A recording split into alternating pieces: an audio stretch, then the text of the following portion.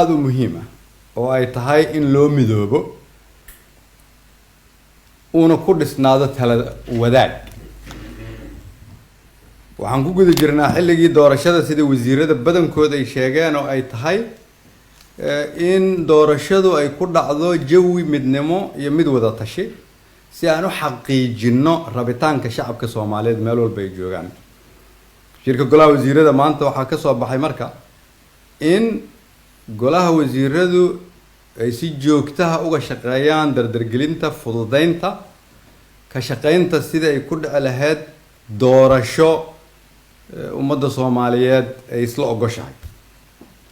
waxaa kaloo halkan laga soo jeediyey in laga shaqeeyo in dadka Soomaaliyeed oo dhan la isu keeno lala xiriiro cid walba, golaha wasiiraduna ay ka shaqeeyaan, xukuumaduna ay qaadato doorka ay ku leedahay si ummadda Soomaaliyeed looga gudbiyo marxaladan adag.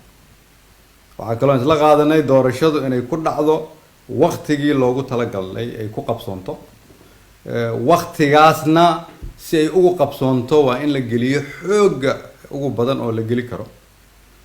sidoo kale waa in laga fogaadaa in ay dhacdo ama lagu shaqeeyo fikir ku salaysan muddo kordhin, sababtoo ah muddo kordhini waxay horseedi kartaa qalalaaso siyaasadeed, mid amni iyo mid dastuuri.